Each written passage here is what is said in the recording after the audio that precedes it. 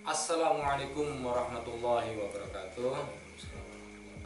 Para pemirsa Darussalam Losari TV dimanapun Anda berada, kita ketemu lagi dalam acara Tawadu Tanya Jawab dengan Ustaz. Assalamualaikum Ustaz. Waalaikumsalam. Ustaz ini meneruskan tema kita yang kemarin tentang pernikahan.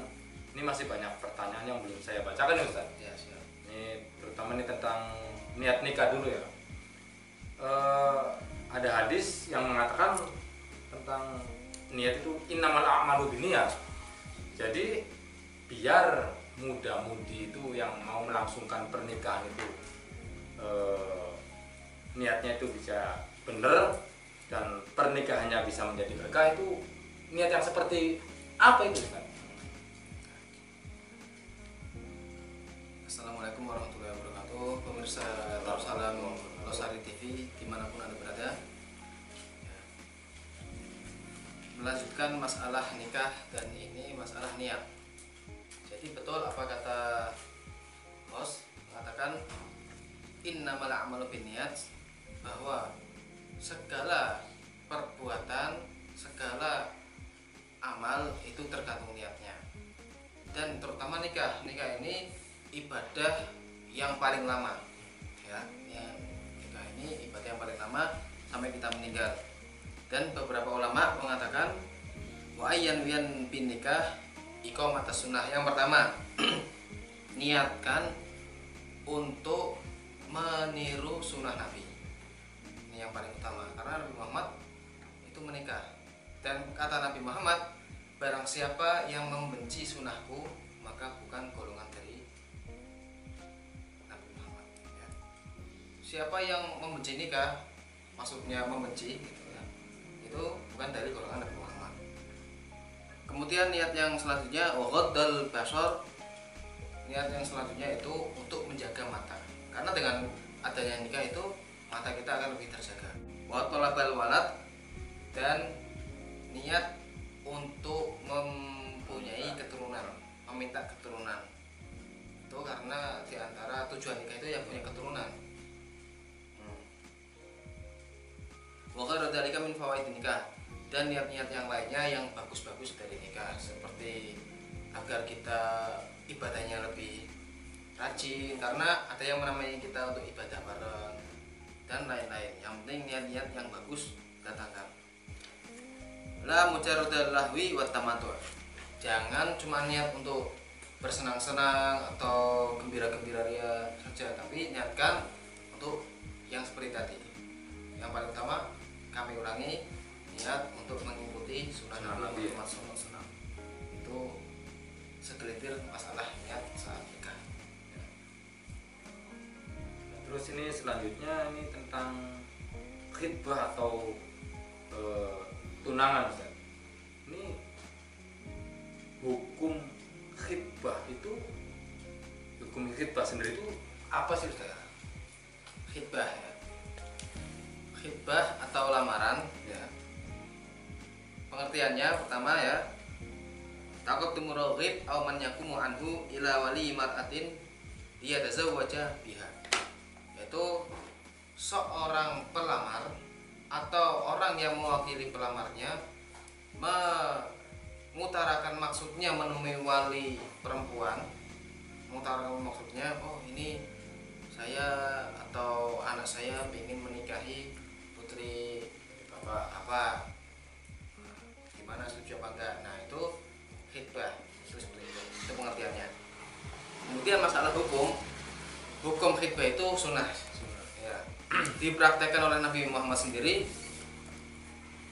mengkhitbah putri dari Sayyidina Abu Bakar bin Siddiq. Nah, yaitu siapa? Siti Aisyah. Itu dilamar, setelah itu baru dinikah. Juga pernah melamar putrinya Sayyidina Umar bin Khattab, yaitu siapa? Hafsah, ya. Itu di khitbah dulu, dilamar dulu, setelah itu baru nikah. Itu hukum dan pengertian khitbah. Selanjutnya nih, apa ada syarat-syarat tertentu tentang khitbah itu Ustaz? Ya, syarat-syarat dalam khitbah ini perlu diketahui. Karena kadang kita khidbah tapi yang mengutai syarat akhirnya malah kesalahan dan bisa berdosa. Syaratnya ada dua, yaitu yang pertama adamul mani minan nikah. Tidak ada penghalang untuk menikahi wanita tersebut. Maksudnya penghalang gimana? Contohnya ternyata yang kita lamar, wanita yang mau dilamar itu ternyata masih saudara kita, masih mahram kita. Nah berarti kan nggak boleh. Itu salah satu contohnya, nggak ada halangan. Kalau mahramnya berarti dilarang untuk dilamar. Atau wanita yang mau kita lamar itu masih ada suaminya. Nah, masih ada suaminya. Ya. Gitu. Kemudian yang kedua, alla takunal mar'ah makhtubah lil ghair. Wanita tersebut belum dilamar oleh lelaki manapun. Nah, itu yang kedua syaratnya. Berarti kalau misalnya wanita tersebut udah dilamar, udah kita lamar, terus maksudnya udah dilamar orang lain, terus kita melamar lagi itu nggak boleh berarti ya?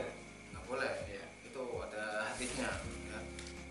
Jadi Rasulullah SAW bersabda, la yaktubu rajul ala khitbati akhihi hatta yankihu aw yatru. Seorang laki-laki tidak boleh melamar hasil lamarannya saudaranya, saudara laki-laki lainnya, sebelum ini jadi nikah atau tidak. Kalau jadi nikah sudah jangan dilamar. Tapi kalau nggak jadi silahkan dilamar. Seperti itu. Nah, terus seandainya ada wanita yang sudah dilamar Ya. sama pria, terus nggak jadi nikah, itu gimana kan? Ya seperti itu. Jadi sebelum menjawab ini tadi juga umpama seorang wanita sudah dilamar nih, Iya. kemudian ada laki lain yang suka wanita ini, langsung diselonong aja, Ya. langsung dinikah aja. Nah, itu nikahnya tetap sah, Tetap sah. cuman berdosa. Itu menurut jumhur ulama. Ya. Nikahnya sih tetap Iya, sah. nikahnya tetap sah. Karena hadis mengatakan nggak boleh. Berarti kan berdosa. Tapi walaupun seperti itu, jumhur mengatakan nikahnya tetap sah. Wala yata'athar bihadzal itsm, dan tidak ada dosa ini tidak menjadikan hukumnya jadi tidak sah, tapi tetap sah. Kemudian jawab yang tadi apa? Ya, yang misalnya ada sepasang muda-mudi yang udah udah lamaran, udah ya. tunangan gitu. Udah tunangan lah. Ya, terus nggak jadi nikah, Iya. itu gimana itu? Nah, ya.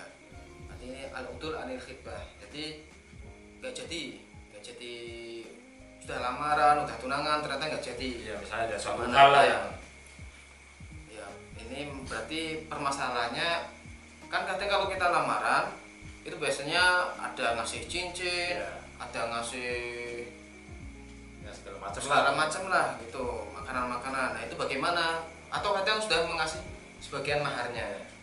Nah itu kalau tanpa sebab, idza kana bi ghairi sabab, maka itu makruh. Tapi kalau ada sebabnya nggak apa-apa. Cuman kalau masalah mahar, kalau umpama si laki-lakinya sudah memberikan sebagian maharnya, yang udah perjanjian dari saat lamaran, maharnya berapa? Maharnya umpama 10 gram 10 gram emas, sudah dikasih 5 gram setengahnya. Nah kalau nggak jadi nikah gimana? Maharnya bisa diminta kembali. Bisa diminta Nah, kembali. itu kalau masalah mahar. Kalau masalah pemau udah kasih hadiah, entah itu jenang, entah itu roti, entah itu apa, bagaimana itu? Nah itu ulama berbeda pendapat. Dan kalau menurut kaul dalam Imam Syafi'i, madhab Syafi'i mengatakan anna likulli wahid mimma al-haq fi rujuk fi ma qaddamahu min hadaya fi halin pisah. Jadi dari dua pihak itu boleh untuk meminta kembali. Ya. Fa hadaya qad halakat aw halakat wajib ratu qimatuha. Umpama si pria sudah memberikan berbagai pakaian, berbagai makanan, itu kalau nggak jadi boleh diminta kembali. pria minta kembali. Mana? Oh ternyata makanannya udah habis, boleh diminta harganya. Boleh. Itu menurut madhab Syafi'i. Madhab lain beda lagi. Tapi kita cukup untuk madhab Syafi'i. Tadi kalau yang misalnya memberikan sebagian maharnya bisa diminta lagi, Ya. nah, termasuk yang Hadiah bisa diminta lagi. Nah ini sudah dalam kebanyakan di sini tuh kan kebanyakan pria yang Ya. melamar wanita, Mm-mm. tapi ada sebagian daerah itu malah wanita yang melamar pria. Iya. Itu gimana hukumnya? Ya. Al-asal anna thalab az-zawaj yakunu min qibalil rajul. Jadi hukum asalnya itu biasanya yang meminta nikah itu dari pihak laki-laki. Nah, kenapa? Lian andalika yakunu rif'an limakanatil mar'ah. Karena itu untuk memuliakan kedudukan perempuan, wanita. Yang dahulu wanita itu direndahkan sekali. Tapi dengan datangnya Islam wanita ditinggikan. Wa uluwan li sya'niha wa sawnan li karamatiha min at-tabaddul wal imtihan. Wa fil ghalib annal mar'ata takunu mazinatan bil haya. Karena kebanyakan umumnya seorang wanita itu pemalu. Nah, jadi enggak melamar. Tapi walakin laisa hada ya'ni bi annal Islam yahrumu 'alaiha. Tapi bukan berarti Islam mengharamkan seorang wanita untuk melamar laki-laki yang dicintainya. Kama fa'alat dzalika ummul mukminin, seperti yang dilakukan Siti Khadijah. Nah, ummul mukminin, ibu dari kita semua, itu juga melamar Nabi Muhammad langsung karena beliau suka dengan Nabi Muhammad, akhirnya dilamar. Itu nggak apa-apa. Gak apa-apa ya? Iya, nggak apa-apa. Atau kalau ada seorang wali, umpama saya punya anak perempuan, kemudian saya lihat ada seorang pemuda yang sekiranya cocok untuk putri saya, agamanya bagus, alatnya bagus, saya melamar anak muda itu nggak apa-apa. Nah, terus nanti masalah mas kawin tetap pria yang keluar itu atau gimana? Kalau mas kawinnya pria tetap. Tetap pria. Nah, ini cuman mengutarakan, yang namanya khitbah itu mengutarakan bahwa saya ingin menikahkan putri saya dengan Anda, Anak muda, seperti itu. Ya kalau mas kawin sih tetap kewajiban. Nah, kalau mas kawin pria ya. dalam Islam tetap kewajiban seperti Iya. Nah terus ini Ustaz, hukum lihat wajah calon istri sebelum menikah itu gimana? Jadi al-asal fi syar'iyyatil Islam tahrimun nadhar ilal mar'atil ajnabiyah. Hukum asal dalam agama Islam itu dilarang melihat wanita yang bukan mahramnya, ya, bukan mahramnya. Itu li anna Allah azza wa jalla amra ubu. Kenapa kok dilarang? Karena li anna Allah azza wa jalla amar bi ghaddil basar amma la yahil. Karena Allah memerintahkan kita untuk menjaga mata kita dari yang tidak dihalalkan. Tapi kalau kita mau melamar atau mau menikahi seorang wanita yang umpama dari kecil dipijit oleh orang tuanya sehingga itu nggak pernah kelihatan lah wanita seperti apa, nah maka saat mau nikah si pelamar yang mau menikahi, yang benar-benar ingin menikahinya, boleh melihat wajah sama telapak tangannya. Itu nggak apa-apa. Iya. Dan hukumnya sunnah. Kenapa kok wajah sama tangan? Nah, innal wajha yastatilu bihi 'alal jamal, karena wajah itu menunjukkan kecantikannya. Terus kok kenapa kedua telapak tangan? Wal kafain yastatilu bihima 'ala khisbil badan, dan kedua telapak tangan itu menunjukkan kesuburan badannya. Itu ada ilmunya. Itu nggak apa-apa. Yang tadinya haram, ini kalau untuk khitbah nggak apa-apa. Nah ini Ustaz, ini tentang tadi masalah yang wanita ngelamar pria. Ini nanti orang tua si wanita tersebut ngelamarnya langsung ke prianya, maksudnya si calon, maksudnya orang anaknya atau langsung ke orang tuanya kan? Jadi kalau umpama melamar dari pihak wanita, Ya. itu biasanya wanitanya menyuruh walinya atau menyuruh mahramnya lah Ya. untuk menyampaikan ke pemuda yang pingin dinikahinya itu. Oh, langsung ke pemudanya berarti iya, ya? langsung. Ini yang namanya ini binti ini pingin menikahi Anda, gimana Andanya? Berarti nggak usah Iya. jawab orang tua lagi berarti ya? Mudah. Soalnya laki-laki itu nggak perlu wali. Kalau perempuan harus pakai walinya. Perempuan. Ya berarti langsung ke pemuda yang mau dilamar itu ya? Ya. Nah terus ini kembali ke masalah melihat wajah calon istri. Ini waktu waktu si pemuda misalnya melihat wajah calon istrinya itu kapan?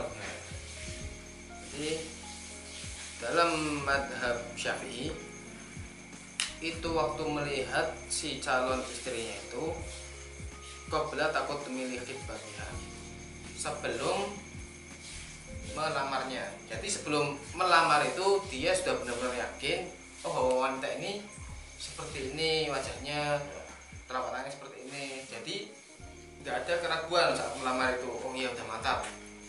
Umpama tidak bisa melihatnya secara langsung, pemuda tersebut atau laki-laki tersebut punya ibu atau punya apa, itu ibunya melihat wanita itu seperti apa, terus ibunya menyampaikan.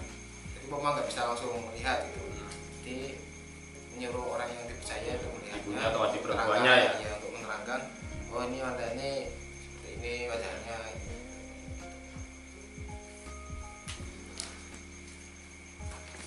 Kayaknya cukup dulu Ustaz. Ya, kemudian perlu sedikit tambahan. Ya. Jadi khitbah itu termasuk sunnah-sunnah sebelum menikah. Sunnah. Jadi kalau nggak ada khitbah gimana? Nggak apa-apa. Langsung akad nggak apa-apa. Ini sunnah. Tapi la fi hal iddatil mar'ah bal ba'dan qidaiha. Jadi kalau seorang wanita itu dalam masa iddah, umpama suaminya meninggal atau setelah dicerai talak 3, pokoknya masa iddah itu harus selesai dulu masa iddahnya, baru boleh dilamar, dihitbah. In kanat mu'tadah wala fi hali sabqi ghairi bil hitbah. Dan kami jelaskan lagi, dan bukan saat wanita itu sudah dilamar oleh orang lain. Kalau sudah dilamar oleh orang lain, maka hukumnya haram untuk dilamar dan berdosa yang menikahi wanita yang sudah dilamar orang lain, walaupun sah. Dan ini semua jika ada yang benar semata-mata dari Allah SWT. Jika ada yang salah, mohon koreksinya dan dibenarkan karena kami hanya manusia biasa. Dan kami ucapkan wallahu a'lam bishawab. Pemirsa Darussalam Lestari TV dimanapun Anda berada, itulah tadi penjelasan tentang hukum dan cara-cara khitbah. Semoga bermanfaat dan insya Allah kita ketemu lagi di lain kesempatan. Tetap di Tawad Tanya Jawab dengan Ustaz. Assalamualaikum warahmatullahi wabarakatuh.